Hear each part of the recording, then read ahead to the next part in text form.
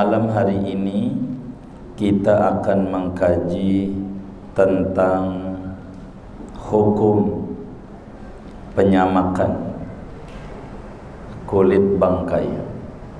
Sering ditemukan ada tas kulit, ada jaket kulit, ada sepatu kulit, dan begitu seterusnya. Maka itu jaket kulit, tas kulit, sepatu kulit, kulit macan begitu, terus sabuk. Ini bagaimana kedudukannya dalam kacamata hukum Islam? Ya Rabbi bil Mustafa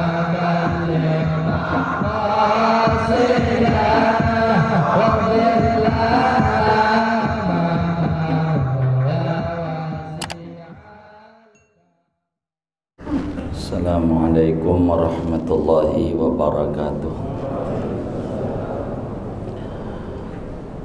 Bismillahirrahmanirrahim. Alhamdulillahi rabbil alamin. Wassalatu wassalamu ala sayyidina Muhammadin wa ala alihi wa sahbihi ajma'in. Qala al-imam al-muallif rahimahullahu ta'ala wa nafa'ana bihi wa bi barakati ulumih wa ghafara lahu wa li masyaikhihi wa li masyaikhina amin. Wa yatuhuru jildun najisun bin dibaghin naqahu bihaitsu la ya'udu ilaihi natnun wala fasadun law nuqi'a fil ma'i.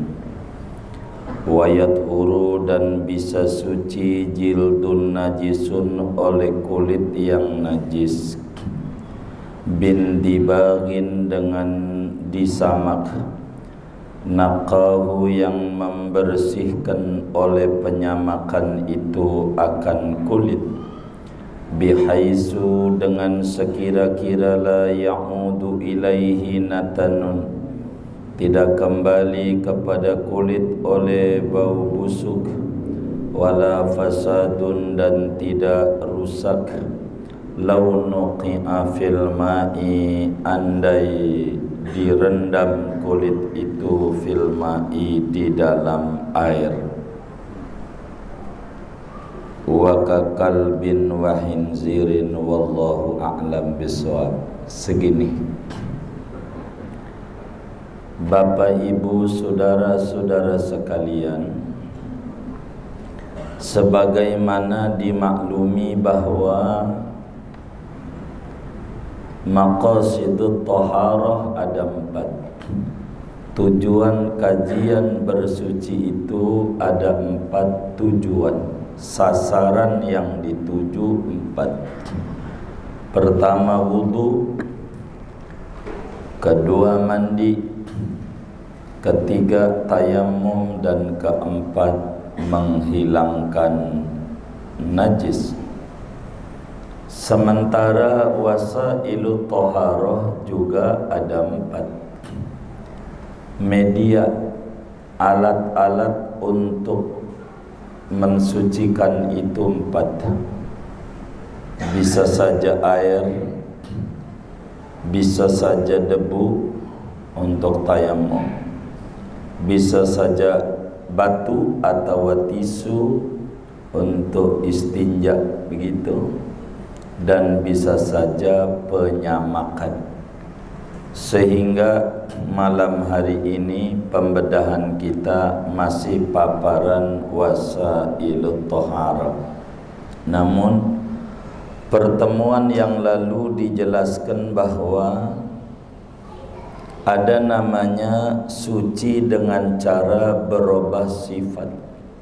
Bendanya najis, namun bisa saja berubah menjadi suci.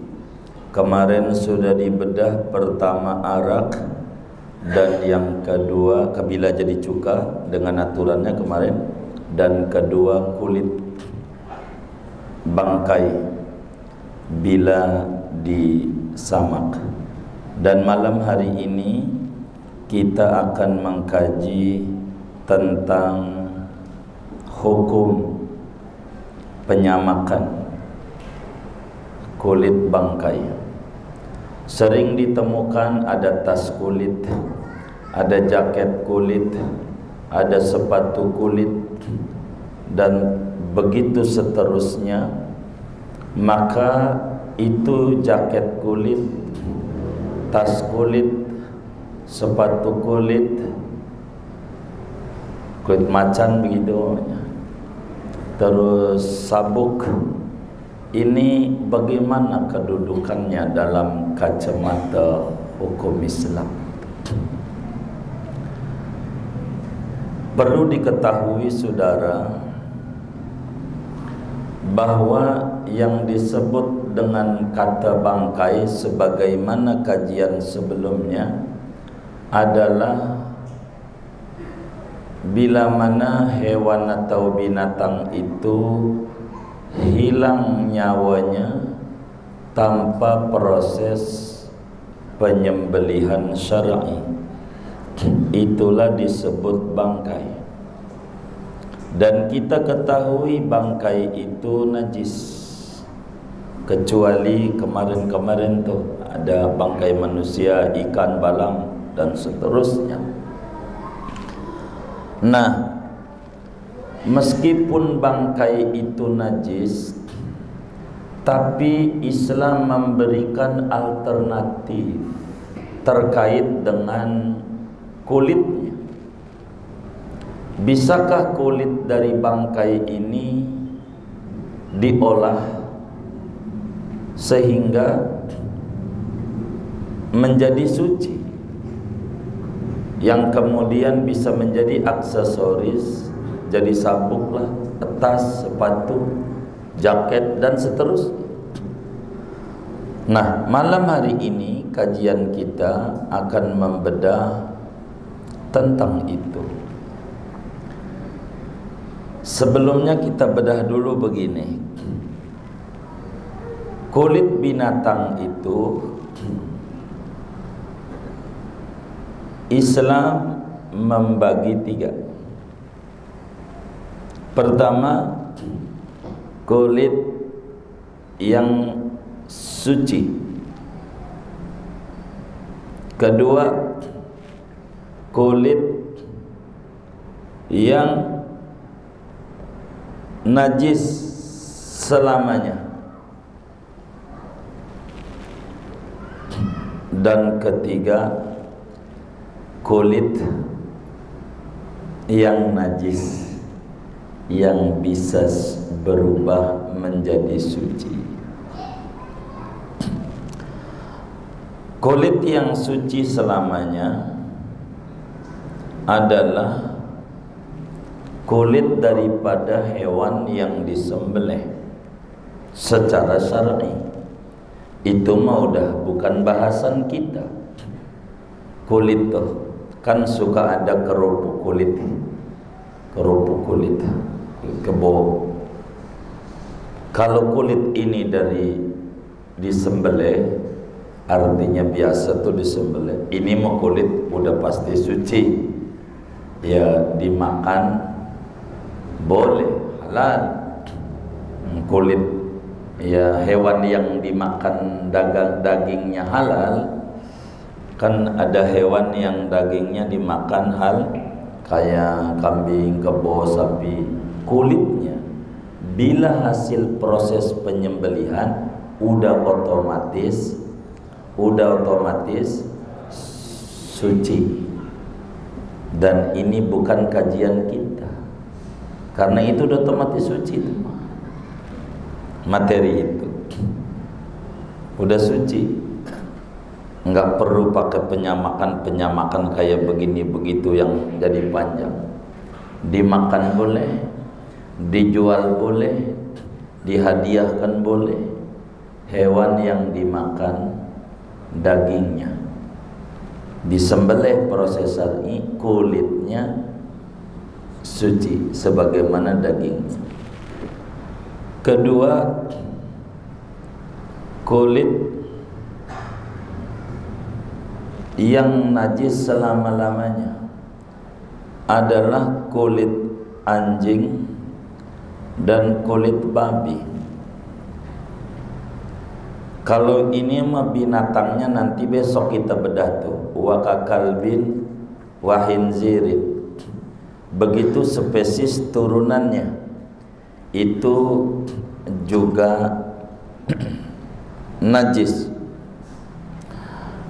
Kenapa? Najis tidak bisa diolah kulit anjing, kulit babi. Sebab bila mana binatang itu waktu hidupnya aja najis, apalagi sudah matinya, maka berbagai unsurnya tidak bisa dibenarkan. Sehingga kulit anjing, kulit babi najis meskipun diproses secara penyamakan. Bila hidupnya saja dihukumi najis, maka tidak bisa disamakan kulitnya ketika dia sudah mati. Nah, bagaimana kalau binatang, apakah dimakan dagingnya kayak kambing, sapi, kebo dan seterusnya, ataukah tidak dimakan dagingnya kayak macan, gajah atau apa saja? Ini kalau mati bagaimana? Apakah semuanya tidak ada yang bisa dimanfaatkan? Ketika Al-Quran menyatakan hurrimat alaikumul maitatu, pada surat Al-Maidah ayat 3, diharamkan atas kalian bangkai. Maka lafaz bangkai adalah kata-kata yang umum, yang universal, terkesan. Bangkai ini najis, haram najis, dagingnya, kulitnya dan seterusnya. Kulitnya pun najis dan tak bisa diolah, terkesan begitu. Tapi ada hadis tentang penyamakan. Nanti kita bedah satu demi satu. Itu hadis tentang penyamakan yang seperti hadisnya ayyuma ihabin tubigha faqad tahur dan seterusnya banyak. Itu namanya redaksi khusus. Maka bila ada lafaz khas, ada lafaz am, maka yang am, yang umum ini dikoreksi, ditaksis dengan hukum yang khusus. Meski tadinya hurrimat alaikumul maitatu, haram atas kalian bangkai termasuk kulitnya, ya kalau melihat ayat itu. Namun oleh karena hadis itu penjabaran Al-Quran, maka Rasulullah SAW jabarkan tidak semuanya. Kulitnya walaupun najis, bangkai itu ada yang bisa diolah sehingga berubah menjadi suci. Caranya disamak. Kata Fathul Mu'in, wa yathuru jildun najisun bin dibaghin naqahu bihaitsu la ya'udu ilaihi natanun wala fasadun law nuqi'a fil ma'i. Kulit yang najis selain anjing dan babi, udah kita bedah tadi, ini bisa diolah menjadi suci. Namanya disebut mutahhir muhil, suci dengan cara perubahan sifat. Jadi kulit bangkai selain anjing dan babi tentu najis. Itu bisa suci bin dibagin dengan cara disamak. Baik itu hewannya dimakan dagingnya seperti kebo, sapi, kambing, atau tidak dimakan dagingnya seperti macan, gajah, dan seterusnya. Itu bisa suci dengan cara disamak. Apa itu disamak? Disamak itu artinya dihilangkan kotoran-kotoran, yakni bekas-bekas daging dan darah, baik yang cair maupun yang basah, yang nempel pada kulit itu dengan alat daun-daunan atau buah-buahan atau apa saja yang rasanya sepet. Tahu sepet nggak? Apa tuh sepet itu ya? Kecut? Daun jambu. Sepet. Ini sepet rasanya. Jadi nempel di lidah itu. Beda dengan asam. Beda. Iya, rada pahit-pahit. Itu namanya penyamakan. Jadi menyamak itu menghilangkan lendir-lendir, sisa daging dan darah yang ada pada kulit bangkai. Ada kambing mati, kita belek, dagingnya dibuang, kulitnya bisa dibersihin, lendir-lendirnya, daging, darah bersihin dengan alat penyamakan. Nanti kita bedah sampai bersih. Arti bersih itu kulitnya tidak busuk kembali. Kalau direndam kayak jaket kulit kan jadi kulit ya kan, jadi kulit enggak? Akan kagak, jaket juga berubah.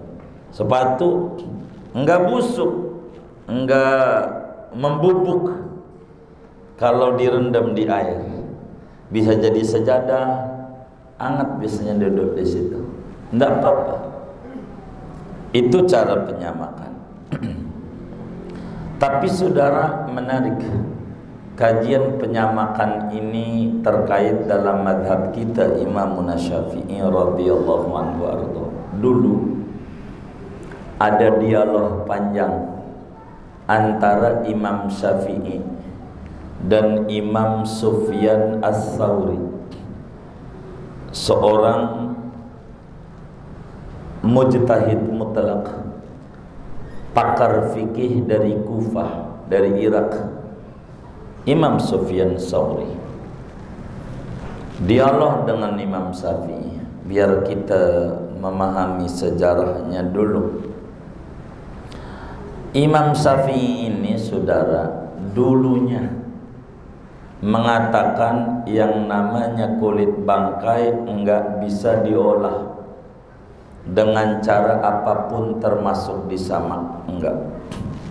Itu awalnya begitu. Imam Syafi'i punya statement, punya pendapat. Sementara Imam Sufyan Ats-Tsauri itu awalnya berpendapat emang bangkai itu najis, tapi kulitnya bisa suci dengan proses penyamakan.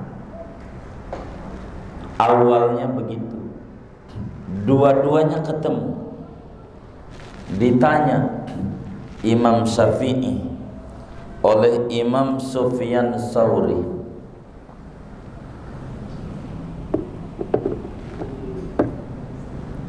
apa menurut Anda terkait kulit bangkai? Kata Imam Syafi'i, kulit bangkai enggak bisa diproses, najis saja, najis, disamak enggak bisa. Begitu kata Imam Syafi'i. Ma daliluka, dalilmu dari mana bahwa kulit bangkai tidak bisa diproses? Kata Imam Syafi'i, ada hadis, yang hadis ini Imam Abu Dawud juga meriwayatkan di dalam Sunan Abu Dawud. Imam Ahmad meriwayatkan di dalam musnadnya. hadis terkait surat yang dikirim oleh Rasulullah sallallahu alaihi wasallam kepada kabilah Juhainah. Kata Nabi dalam surat itu, inni kuntu rakhastu lakum fi juludil maitati fa idza ja'akum kitabi hadza fala tantafi'u minal juludi bi ihabin wala asabin. Hadisnya sahih. Kata Nabi, sesungguhnya aku tadinya memberi kelonggaran kepada kalian tentang kulit bangkai, maka manakala suratku ini sampai kepadamu, kabilah Juhainah, fala tantafi'u minal maitati biihabin wala asabin, maka jangan ada diambil manfaat dari bangkai itu dengan kulitnya maupun dengan diperas bagaimanapun. Maka kata Imam Syafi'i, bukankah ini hadis Nabi menyatakan tidak bisa diambil manfaat bangkai itu? Ngangguk-ngangguk Imam Sufyan Tsauri, iya juga ya. Imam Syafi'i nanya, kalau anda mengata kulit itu, bangkai itu kulitnya bisa diolah dari najis menjadi suci, mana dalilnya? Kata beliau, Imam Sufyan Tsauri, ada hadis diriwayatkan dari Ibnu Abbas yang mana di dalam kitab Sahih Muslim ada, Sahih Bukhari ada, Abu Dawud ada, Mu'jamut Tabrani Al-Kabir ada, dan banyak. Kambingnya istrinya Rasulullah sallallahu alaihi wasallam, Siti Maimunah, mati. Kambingnya mati. Ada kambing mati. Nabi lewat, lihat kambing. Lalu kemudian Nabi mengata, halla akhadtum ihabaha fadabaghtum fantafa'tum bih. Kata Nabi ketika melihat ada bangkai kambing, mengapa Anda tidak ambil kulit ini bangkai? Anda samak saja. Kata Nabi, Anda ambil manfaat dari kulit bangkai dengan cara disamak. Faqalu, sahabat berkomentar, innaha maitah ya Rasulullah. Bangkai Nabi, bangkai. Faqala Rasulullah sallallahu alaihi wasallam, innama haruma akluha. Kata Nabi, enggak, yang haram bangkai itu dimakan dagingnya.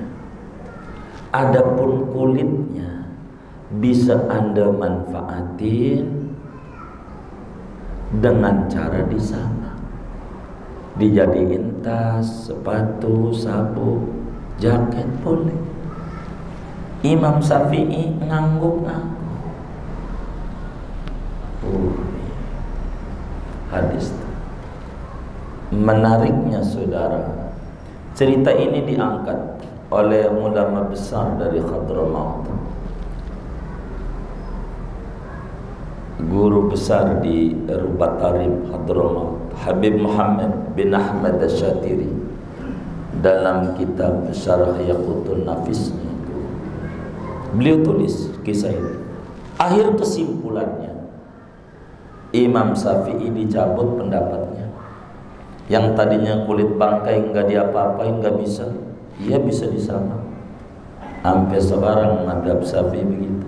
Imam Sufyan Tsauri yang tadinya bisa disamak, enggak. Sampai sekarang madhab Sufyan Tsauri, pokoknya kulit bangkai najis, enggak bisa apa-apain. Begitulah ulama zaman dulu. Yang ini ngambil pendapat yang ini, yang ini ngambil pendapat yang ini. Ulama enggak kayak kita ribut mulu. Begitu, ribut mulu. Dibagi duit juga kagak. Begitu, yang ono udah enak, Yang orang udah ini masih ribut aja di grup ya, masih ribut aja dia. Aduh, ngomong ngapain kayak begitu? Imam Syafi'i itu bijak. Inilah madzhab kita. Ala kulli hal, kulit bangkai bisa suci dengan cara disamak. Mana dalilnya? Pertama, di dalam kitab Sahih Muslim, Al-Imam Muslim meriwayatkan, juga Imam Nasai di dalam Sunanun Nasai Al-Mujtabah, Imam Tirmidzi di dalam kitab Jami'ut Tirmidzi-nya, Imam Ahmad di dalam kitab Musnad Ahmad bin Hanbal, Imam Tabarani di dalam Ma'jam Al-Kabirnya. Ada hadis daripada Rasulullah sallallahu alaihi wasallam, ayyuma ihabin dubigha faqad tahura. Kata Nabi, mana-mana kulit bangkai selain anjing dan babi disamak, telah beres proses penyamakannya, faqad tahura, maka sungguh menjadi suci. Artinya ada benda najis, ain najisnya najis aini, bisa berubah menjadi suci dengan istihala, berubah sifat. Caranya salah satunya dengan cara disamak. Dalam hadis yang lain, Imam Abu Dawud meriwayatkan, idza dubighal ihabu faqad tahur. Bila mana disamak itu kulit, maka sungguh suci kulit. Belum lagi kasus perang Tabuk. Jauh Tabuk itu saudara, jalan antara Madinah ke Mekah, tapi lewat jalur selatan. Bedanya Arab dengan Indonesia, kalau Indonesia Pantura dekat laut, kalau Arab Pantura jauh dari laut, selatan laut. Kalau kita selatan pun begitu. Di Tabuk, waktu perang Tabuk Nabi mau wudu, maka kemudian minta air. Lalu seorang nenek bilang, air nggak ada kecuali tempatnya dari kulit kambing. Dia tahu Rasulullah ini ada tempatnya kulit kambing. Zaman dulu tuh belum mengenal drum, plastik, teknologi itu pakai gitu. Kulit kambing dijahit jadi gentong. Itu begitu, namanya girbah namanya. Berubah di kita namanya dari tanah liat kita mah gerabah. Iya, dia juga begitu. Kata Nabi, itu kulitnya udah disamak belum? Udah, enggak apa-apa udah. Begitu. Boleh sesungguhnya mensucikan kulit yang bangkai dengan cara disamak. Ad-dimagh, menyamak itu mensucikan kulit. Inilah dalil-dalil berbicara kulit bangkai bisa suci dengan disamak. Alatnya pakai apa? Alat penyamakan itu benda apa saja yang rasanya sepet. Contoh, kulit delima. Kulit delima itu sepet. Kulit manggis ada sepet-sepet rasanya. Walaupun dalam mazhab kita benda itu najis, enggak apa-apa. Yang penting rasanya sepet. Seperti tahi burung dara. Tahi burung dara itu rasanya sepet, saudara. Kalau saudara enggak percaya, pulang ngaji cobain. Kalau kami percaya. Kalau sudah ulama bilang, kami mempercaya. Barangkali saudara, apa iya? Ini pulang ngaji, cobain aja. Itu rasanya sepet. Maka darah itu kalau sudah diseng, seng bisa bolong, saudara. Seng, kalau darah tuh burung darah ada di seng, itu seng itu bisa bolong, panas. Ini menghilangkan lendir-lendir darah, daging darah di kulit sampai bersih. Tai burung darah, enggak apa-apa, enggak apa-apa. enggak apa-apa. Begitu, boleh. Kenapa boleh dalam mazhab Syafi'i? Kan kulit bangkai najis. Iya, ini yang penting bisa ngilangin lendir, biar najis. Terus bisa dipakai ya kagak, kan dicuci dulu. Jangankan pakai tai burung dara, hatta pakai kulit delima aja tetap kudu dicuci, kan bangkai najis. Enggak bisa dipakai sholat, enggak dipakai sejadah, enggak boleh pakai rida dari kulit bangkai itu sebelum dicuci. Kulit mesuci kalau sudah disamak. Boleh aja air nih caranya. Ini air di ember, kasih kulit delima segala macam, masukin tuh kulit, rendam jam 2 jam. Ada juga yang sehari 2 hari, biar hilang aja. Angkat jadi. Walaupun jatuh, enggak apa-apa, enggak mesti harus kita yang ngerjain.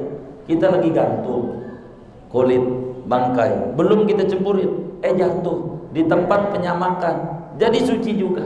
Yang penting bahasa kitab bindibagin, dengan cara tersama. Indah bagot tuh binanya mutoa. Kalau kita ngaji matan bina, namanya sulasi masjid kedua bagian pertama dari 5 bab. Itu mananya mutoa tuh tersama.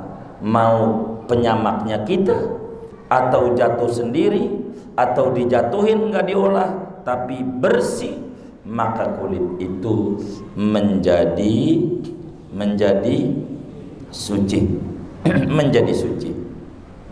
Kalimat bindibagin yang ada dalam Fathul Muin ini memberikan isyarat bahwa tidak disyaratkan fi'lul fa'il. Itu maknanya begitu, tersama. Kalau mau ngomong disamak, penyamaknya kita, mesin jadi. Yang penting lendirnya, darah, daging kalau yang nempel hilang. Yang membuat daging jadi busuk, yang membuat kulit jadi busuk, ini menjadi bersih. Maka oleh karena itu saudara, supaya kita hasil penyamakan, maka prosesnya untuk supaya nyamak ini benar ada 3 proses. Pertama, hilangkan bekas-bekas daging, darah atau lendir-lendir baik cair maupun basah yang ada pada kulit bangkai tersebut. Kedua, caranya kulit itu menjadi harum kulitnya karena sudah enggak ada bau busuk.